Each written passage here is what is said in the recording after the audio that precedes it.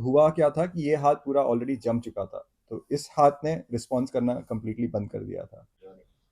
तो भैया अगर किसी को इस फील्ड में जाना है तो वो कैसे जाए? क्योंकि आप फैमिली को कैसे कन्विंस करोगे कि मुझे ये करना है। एक जो भी आप प्रोफेशन कर रहे हो, जैसे आईटी कर रहे हो या कुछ और कर रहे हो, ट्रैकिंग बेसिकली वो होती है कि हम और ज़्यादा थोड़ा सामान लेके, उसमें खाने का सामान हो गया, उसमें आपके रहने का सामान हो गया, उसमें आपके कपड़े हो गए, वो सारी चीज़ें लेके हम मल्टीपल डेज, वो 3 दिन 4 दिन और 5 दिन वैसे हो सकता है, ट्रैवल्स करते हैं या मूव करते हैं।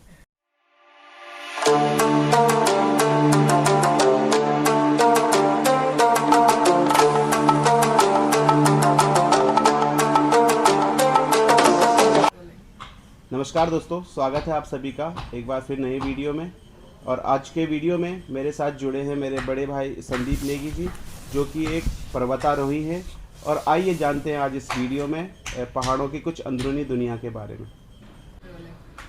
तो आइए चलते हैं आज के नई वीडियो में, तो जानते हैं भैया से थोड़ा उनके बारे में। नमस्ते सभी को, मेरा नाम संदीप नेगी है, मैं उत्तराखंड से हूँ। मैं पहाड़ों में काम करता हूँ और as a outdoor leader plus as a mountaineer काम करता हूँ, स्पेशली इनटू हिमालयाज़। और यही मेरी जर्नी रही है। पिछले 5-6 साल से काम कर रहा हूँ मैं माउंटेंस में। उससे पहले भी माउंटेंस में काम करता था, लेकिन आईटी में भी काम करता था। वो ड्यूअल एम्प्लॉयमेंट जैसा था, लेकिन अभी प्रोफेशनली पिछले 5-6 साल से मैं माउंटेंस में ही काम कर रहा हूँ। तो जैसे भैया आपने बताया कि आप एक पर्वतारोही हैं, तो थोड़ा हमारे दर्शकों को भी बता दीजिए कि एक पर्वतारोही होता क्या है। ओके, पंकज जी, जैसा कि आपने पूछा कि एक पर्वतारोही करता क्या है। पर्वतारोही बेसिकली पहाड़ों को चढ़ता है। जो हम ये चोटियाँ देखते हैं बर्फ़ से भरी हुई, या फिर कहीं दूर देखते हैं जब हम हिमालयाज़ में एंटर करते हैं, ये जो पहाड़ आपको दिखाई देते हैं, बस इनको चढ़ने का काम होता है पर्वतारोही। तो जैसे कि हम देखते हैं आजकल लोग ट्रैक पे जा रहे हैं, तो पर्वतारोही और ट्रैकिंग में बेसिकली क्या अंतर होता है? तो बेसिकली आउटडोर की जो दुनिया होती है उसमें काफ़ी चीज़ें होती है। उसमें से जो मेन इंपॉर्टेंट चीज़ें होती है, जैसे हाइकिंग हो गई, ट्रैकिंग हो गई, और माउंटेनियरिंग, पर्वतारोहण हो गया जो आपने पूछा। हाइकिंग बेसिकली वो हो गया जो हम एक दिन में, कोई हमें जैसे हमारे घर के पीछे कोई पहाड़ दिखाई दिया, हम थोड़ा बहुत अपने बैग में सामान लेके वहाँ पहुँच गए ऊपर, वहाँ हमने थोड़ा टाइम स्पेंड किया, वहाँ से व्यू देखा और फिर वापस आ गए घर। दूसरी चीज़ जो मैंने बताई, ट्रैकिंग। ट्रैकिंग बेसिकली वो होती है कि हम और ज़्यादा थोड़ा सामान लेके, उसमें खाने का सामान हो गया, उसमें आपके रहने का सामान हो गया, उसमें आपके कपड़े हो गए, वो सारी चीज़ें लेके हम मल्टीपल डेज, वो 3 दिन 4 दिन और 5 दिन वैसे हो सकता है, ट्रैवल्स करते हैं या मूव करते हैं। और पर्वतारोहण या तो माउंटेनियरिंग जो हो गया, वो बेसिकली होता है जिसमें अलग लेवल की आपकी एक्सपर्टीज़ होती है। उसमें और डेप्थ है, जैसे कि रॉक क्लाइंबिंग आपको सीखना पड़ता है, उसमें आइस क्लाइंबिंग आपको सीखना पड़ता है, उसमें वेदर रीड करना आपको सीखना पड़ता है, उसमें मेडिकल आपको खुद ही ख्याल रखना पड़ता है। क्योंकि जब आप इतने बड़े पहाड़ चढ़ने जाते हो तो वहाँ पे कोई फैसिलिटीज़ नहीं होती है, वहाँ पे ना कि आपके मेडिकल्स होते हैं या कुछ होते हैं, तो सारी चीज़ें आपको खुद ही डिपेंड रहना पड़ता है। तो यही अंतर है तीनों चीज़ में। जैसे भैया आपने बताया हाई एल्टीट्यूड, एक तो आप ये बता दीजिए कि हाई एल्टीट्यूड होता क्या है, और एक आप जब हाई एल्टीट्यूड पे पहुंचते हो तो वहाँ की दुनिया कैसे अलग हो जाती है? ज़रूर, मैं बता देता हूँ हाई एल्टीट्यूड के बारे में। हाई एल्टीट्यूड बेसिकली 8,000 फीट से जो ऊपर होता है उसे हाई एल्टीट्यूड में माना जाता है। दो टाइप के हाई एल्टीट्यूड होते हैं। एक आर्मी वालों के लिए जो हाई एल्टीट्यूड अलग होता है वो 10,000 फीट के ऊपर होता है, और सिविलियंस के लिए हाई एल्टीट्यूड मतलब 8,000 फीट। ये स्पेसिफिकली 8,000 फीट क्यों? क्योंकि इसके बाद 8,000 फीट के ऊपर जो है वो एटमॉस्फेरिक प्रेशर जो चेंज होना चालू हो जाता है, उसकी वजह से एनवायरनमेंट या वातावरण में जो चेंजेस आते हैं वो होता है। और उस वातावरण में इंसान को ढलने के लिए कुछ टाइम लगता है। तो जब हम जाते हैं तो हमारी बॉडी में भी काफ़ी सारे चेंजेस आते हैं। ऑक्सीजन लो हो जाता है, बॉडी थकती ज़्यादा है, बॉडी में बहुत सारे केमिकल चेंजेस भी आते हैं। तो उसी की वजह से हाई एल्टीट्यूड अलग होते हैं। तो आप पहले तो जब आप हाई एल्टीट्यूड करा होगा आपने, तो उसकी कोई मतलब जो आज तक आप अनफॉरगेटेबल रहा होगा, वैसी कोई स्टोरी आप हमारे दर्शकों को बताना चाहेंगे? ज़रूर हाई एल्टीट्यूड पे जितनी भी बार आप जाते हो हर बार कुछ नए चैलेंजेस होते हैं, नई लर्निंग्स होती है, नई चीज़ें सीखने को मिलती है। एक एक्सपीरियंस मैं जो आपके साथ शेयर करना चाहूँगा, वो था ब्लैक पीक। हम एक्सपीडिशन कर रहे थे अल्पाइन स्टाइल में। अल्पाइन स्टाइल बेसिकली वो होता है कि जिसमें आप सारी चीज़ें अपनी खुद ही लेके जाते हो, ना कुछ पोर्टर्स या फिर म्यूल्स का यूज़ करते हो या फिर किसी चीज़ का यूज़ करते हो। आप अपनी टीम बनाते हो, सारा गियर अपने में ही रखते हो और पूरी टीम ही सारी चीज़ें करती है। तो जो हमारा ये ब्लैक पीक का एक्सपीडिशन था, हम कैंप 1 से कैंप 2 पहुँचे, कैंप 2 से समिट कैंप पहुँचे। समिट कैंप पे पहुँचने के बाद हम लोग कुछ अराउंड 4 बजे शाम को पहुँचे थे समिट कैंप। समिट कैंप पे पहुँचने के बाद क्योंकि हम लोग ऑलरेडी अराउंड 18,000 फीट पे थे। 18,000 फीट पे सर्वाइव करना ही बहुत मुश्किल होता है। वहाँ पे पानी नहीं होता है, कुछ नहीं होता है, तो आपको खाना बनाने के लिए भी जो बर्फ़ होती है, पहले उसे पिघला के आपको पानी बनाना है। फिर उस पानी से आप खाना बना सकते हो या अपने आप को हाइड्रेट कर सकते हो। अपनी पानी की जो बॉडी में रिक्वायरमेंट है, उसे पूरी कर सकते हो। उस दिन हमने डिसाइड किया था कि उसी रात को हम समिट पुश करेंगे, क्योंकि वेदर थोड़ा अनप्रिडिक्टेबल था। वेदर थोड़ा ऊपर नीचे हो रहा था। जब हम समिट कैंप पे पहुंचे तो बहुत ज़्यादा बर्फ़बारी हुई वहाँ पे। बर्फ़बारी होने के बाद हमने 11 बजे रात तक हमने वो पानी बनाने का प्रोसेस कंटिन्यू किया। उसके बाद खाना बनाया तो हमको बहुत लेट हो चुका था। हमने 2 घंटे का रेस्ट लिया और 2 बजे हमने समिट पुश चालू किया। रात को 2 बजे। तो समिट पुश से पहले आपको रेडी होना पड़ता है। अपने टेक्निकल गियर रेडी करने हैं, रोप रेडी करनी है, क्रैम्पॉन्स रेडी करने हैं, स्नो शूज़ रेडी करने हैं, अपने हेलमेट, हार्नेस, एक दूसरे को रोप अप होना है, गियर कौन से ले जाने हैं, क्या आपके स्नैकिंग पैटर्न होगा, मतलब स्नैक्स के लिए प्रोटीन बार आप ले जा रहे हो या ऐसी कुछ चीज़ें ले जा रहे हो, वो सारी चीज़ें प्लानिंग होती है।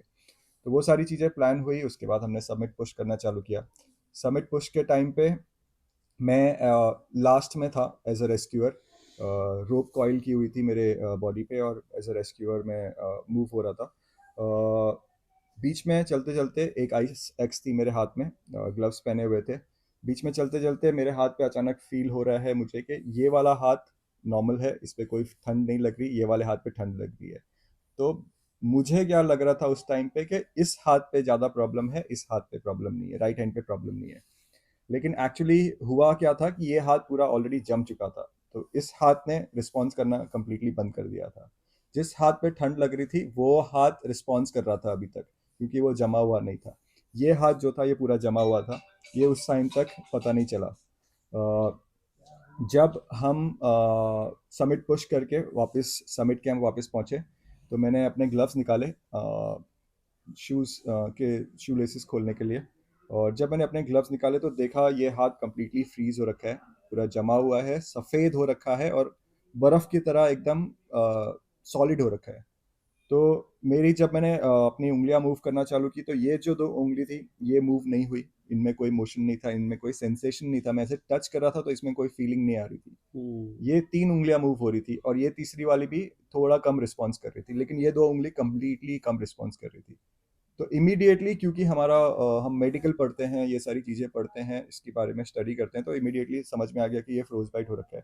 फ्रोज बाइट बेसिकली होता क्या है, उसके अलग अलग degree of angles, degree of जमने जमता है। तो उसमें पहले नस जम जाती है, आपके मसल जम जाते हैं, आपकी बोन जम जाती है। अगर आपकी हड्डी जम गई तो आपको फिर गैंग्रीन होता है। गैंग्रीन के बाद जो भी बॉडी पार्ट जमा हुआ है और उसमें गैंग्रीन हो गया है, वो बॉडी पार्ट आपको कट करना पड़ता है। तो बहुत सारे माउंटेनियर्स के आपने जो 8000 क्लाइम करते हैं या फिर उनके देखा होगा कि उनके पैरों के उंगलियां काट दी जाती है या फिर हाथों की उंगलियां काट दी जाती है। तो ये यही एक्सट्रीम था जो हमारे साथ हुआ था उस दिन। तो भैया जैसे आपने बताया पर्वतारोहण इतना अगर मुश्किल है, इतना टफ है, तो आपने इसे ही क्यों चुना? ठीक है, तो जैसे आपने पूछा कि मैंने ये चूज़ क्यों किया या क्यों करता हूँ मैं। ये एक अंदर की कॉलिंग भी होती है आपकी, क्योंकि बहुत सारे जगहों पे मैंने ऑलरेडी काम कर रहा है और देखा है वो चीज़ें कैसे काम करती है। जैसे मैं आईटी में काम करता था, कुछ साल मैंने आईटी में काम किया और बहुत सारी चीज़ें करने की कोशिश की। लेकिन जिस चीज़ ने मेरे को अंदर से ड्राइव या फिर आगे लेके गई है वो माउंटेनियरिंग है। इसी में कहीं न कहीं पहले से रुचि थी। क्योंकि जब मैं कॉर्पोरेट में भी काम करता था तो मैं ये मौके ढूँढता था कि कब मैं ट्रैक पे जा पाऊँ या माउंटेनियरिंग का कुछ कर पाऊँ, और उसके लिए भागता था। तो धीमे-धीमे जब लॉकडाउन हुआ तो ये मुझे टाइम मिला अपने आप पे काम करने का और अपने आप के साथ इंट्रोस्पेक्ट करने का, तो उससे मुझे समझ में आया कि कौन-सी चीज़ें मुझे ज़िंदगी में खुशी देती है। बेसिकली नेचर में रहना, पहाड़ों में रहना, क्योंकि मैं पैदा पहाड़ों में हुआ था, तो बचपन से कहीं न कहीं वो कनेक्शन था पहाड़ों के साथ। जो कनेक्शन हमेशा मुझे खींचते गए, जैसे बोलते हैं लोग कि माउंटेन्स आर कॉलिंग, वो सही में होता है। माउंटेन्स आपको बुलाते हैं, जो आपके अंदर की कॉलिंग होती है उसे आप समझ पाओ तो बुलाते हैं। और उसके बाद लॉकडाउन के बाद कहीं न कहीं समझ में आ गया कि यही चीज़ें करनी है, तो फिर मैंने मुंबई से शिफ्ट देहरादून में कर लिया और फिर उसके बाद पहाड़ों में ज़िंदगी बिता रहा हूँ। तो भैया अगर किसी को इस फील्ड में जाना है तो वो कैसे जाए इस फील्ड में? ज़रूर। इस फील्ड में बेसिकली सबसे बेसिक चीज़ जो आपको रिक्वायर्ड है वो है आपकी फ़िटनेस। फ़िटनेस पे आपको बहुत अच्छे से काम करना पड़ेगा। फ़िटनेस में भी ऐसा नहीं कि आप जिम जा रहे हो, वेट लिफ्ट कर रहे हो, नहीं, वो सारी चीज़ें बाद में आती है, लेकिन पहले आपका कार्डियो, एंड्योरेंस, वो सारी चीज़ें। उसके साथ अगर कोई शुरुआत कर रहा है माउंटेनियरिंग की या पर्वतारोहण की, तो हमारे इंडिया में काफ़ी इंस्टीट्यूट्स हैं जो माउंटेनियरिंग कोर्सेज़ करवाते हैं। वो आपके लिए इंट्रोडक्शन हो सकता है कि माउंटेन्स में होता क्या है, कौन-कौन सी स्किल आपको सीखनी पड़ती है। जैसे बेसिक माउंटेनियरिंग कोर्स होता है, जो एक बिगिनर के लिए होता है। उसमें आप कुछ इंट्रोडक्टरी चीज़ें सीखते हो, जिसमें आपको रॉक क्लाइंबिंग का इंट्रोडक्शन होता है, आइस क्लाइंबिंग का इंट्रोडक्शन होता है, वेदर का होता है, कुछ थियरी क्लासेस होती है, प्लस आपको बहुत बैकपैकिंग, टेंट और बहुत सारे सब्जेक्ट्स होते हैं उनके, जो वो कवर करते हैं। बेसिक माउंटेनियरिंग आप कर सकते हो, उसके बाद आप एडवांस माउंटेनियरिंग कर सकते हो। आपको और भी सीखना है तो आप सर्च एंड रेस्क्यू कर सकते हो। और वर्ल्ड वाइड बहुत सारे कोर्सेज होते हैं अलग अलग सब्जेक्ट्स के, जो आप कर सकते हो और इस फील्ड में एक्सपर्ट बन सकते हो। तो जैसे ये प्रोफेशन थोड़ा हटके है, तो शुरुआत में आपको चैलेंजेस रहे होंगे इसमें, उनके बारे में थोड़ा आप बता दीजिए। डेफिनेटली चैलेंजेस तो काफ़ी आते हैं, क्योंकि जिस तरह के एनवायरनमेंट में हम ग्रो होते हैं वो काफ़ी अलग होता है। प्लस उसके बाद आप जब स्कूल, कॉलेज और वो सारी चीज़ें करते हैं, उसमें भी एनवायरनमेंट काफ़ी अलग होता है। इन चीज़ों के बारे में आपको कभी पता नहीं चलता है, लेकिन जब आप बड़े होके चीज़ों के बारे में पढ़ना चालू करते हो और ये सारी चीज़ें, उसके बाद चैलेंज आता है फैमिली। क्योंकि आप फैमिली को कैसे कन्विंस करोगे कि मुझे ये करना है। एक जो भी आप प्रोफेशन कर रहे हो, जैसे आईटी कर रहे हो या कुछ और कर रहे हो, वहाँ से इस फील्ड में जंप करना, क्योंकि ये ऐसी चीज़ है जिसके बारे में बहुत कम लोगों को पता है। कहीं न कहीं इंडिया में भी माउंटेनियरिंग हो रही है, लेकिन बहुत छोटे छोटे स्तर पे हो रही है।